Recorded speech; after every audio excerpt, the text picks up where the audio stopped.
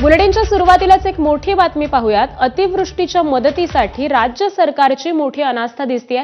मदतीसाठी सरकारने केंद्राला प्रस्तावच पाठवलेला नाहीये। केंद्रीय कृषी मंत्र्यांनीच काल संसदेमध्ये लेखी उत्तरामध्ये ही माहिती दिलेली आहे। तर अतिवृष्टी झालेल्या क्षेत्राची माहिती देण्यात देखील सरकारने गंभीर चूक केलेली आहे। 14 लाख हेक्टरवरती नुकसान झालेलं आहे, पण केंद्राला 1.10 लाख हेक्टरचाच आकडा हा देण्यात आलेला आहे। त्यामुळे राज्याच्या प्रस्तावाशिवाय केंद्राने 3000 कोटी रुपये दिलेले आहेत अशी देखील माहिती ही समोर येतेय। केंद्रीय कृषी मंत्र्यांनीच काल संसदेमध्ये लेखी उत्तरामध्ये ही माहिती दिलेली आहे की मदतीसाठी सरकारने केंद्राला प्रस्तावच पाठवलेला नाहीये, परंतु असं असताना देखील केंद्र सरकारने मदतीची घोषणा केलेली आहे। राज्याच्या प्रस्तावाशिवाय केंद्राने जवळपास 3000 कोटी रुपये हे मंजूर केलेले होते। अधिवेशन सुरू आहे आणि याच अधिवेशनाच्या कार्यकाळामध्ये केंद्रीय कृषी मंत्र्यांनी संसदेमध्ये लेखी उत्तरात ही माहिती दिलेली आहे। महाराष्ट्रामध्ये जी अतिवृष्टी झाली यामुळे मोठ्या प्रमाणावरती नुकसान झालेलं होतं आणि याच अतिवृष्टीच्या मदतीबाबत राज्य सरकारची कुठेतरी अनास्था दिसून येतेय।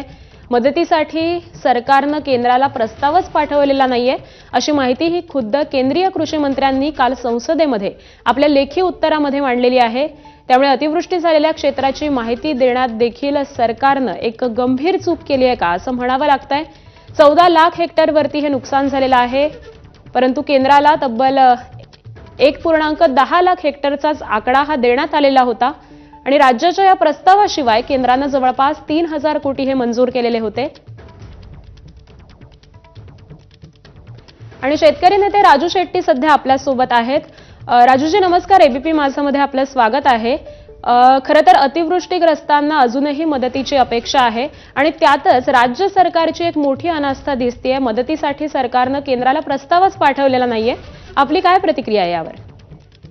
खरं तर केंद्र सरकारचा आपत्ती निवारण निधी जो आहे NDRF, तो अचानकपणे नैसर्गिक आपत्ती आल्यानंतर किंवा अन्य आपत्ती आल्यानंतर सरकारला जी मदत करायची असते त्यासाठी आहे। त्याच्यामध्ये हजारो कोटी रुपये पडून आहेत। त्यातून पंजाबला मोठ्या प्रमाणात मदत मिळाली, बिहारला मिळाली आणि महाराष्ट्र सरकारला का मिळालं नाही हा मुद्दा आहे। 10 मे पासून 30 नोव्हेंबर पर्यंत जवळपास सातत्यानं पाऊस पडत आला। अनेक ठिकाणी जमिनी वाहून गेल्या, नद्यांनी पात्र बदलली, फळबागा बेचिराख झाल्या, विहिरी ढासळल्या आणि याचे पंचनामे करून सगळा अहवाल सरकारकडे तयार आहे। केंद्र सरकारचं पथक 2 वेळा येऊन गेलं आणि मग तरी सुद्धा जर का राज्य सरकार मदतीसाठी प्रस्ताव पाठवत नसेल तर ही बाब अतिशय गंभीर आहे। आणि मग याच्यामध्ये तो कोण आहे? काय केंद्र सरकारनंच दबाव आणून प्रस्ताव पाठवू नका, आम्ही बिहारला आणि पंजाबला पैसे वापरले, तुमच्याकडे द्यायला पैसे नाहीत म्हणून थांबवलं? काय सरकारच्या आणि सरकारी यंत्रणेच्या अनास्थेमुळे प्रस्ताव गेलेला नाही याचा खुलासा आता खरं तर मुख्यमंत्र्यांनीच केला पाहिजे। कारण या नैसर्गिक आपत्तीमुळे दररोज 7 ते 8 शेतकरी आत्महत्या करत होते, त्याचं प्रमाण आता 9 पर्यंत आलेलं आहे। म्हणजे शेतकऱ्यांच्या आत्महत्येमध्ये सातत्यानं वाढ होते आहे। आणि मग अशा परिस्थितीमध्ये कोडकेपणानं जर प्रस्तावच आलेला नाही असं केंद्र सरकार म्हणत असेल तर केंद्राची सुद्धा जबाबदारी नाही का? एवढी मोठी आपत्ती आली असताना तुमचा अजून का प्रस्ताव आलेला नाही याची विचार करण्याची जबाबदारी नाही का? केवळ राज्याचा प्रस्ताव आलेला नाही असं सांगून केंद्र सरकार आपली जबाबदारी झटकू शकत नाही आणि राज्य सरकारनं प्रस्ताव पाठवलेला नाही हा सरळ सरळ बेजबाबदारपणा आहे, हा महाराष्ट्र द्रोह आहे असं माझं स्पष्ट मत आहे।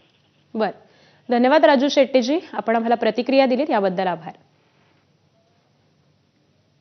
आणि शिवसेना उद्धव बाळासाहेब ठाकरे गटाचे नेते अंबादास दानवे सध्या आपल्या सोबत आहेत। अंबादास दानवेजी, अतिवृष्टी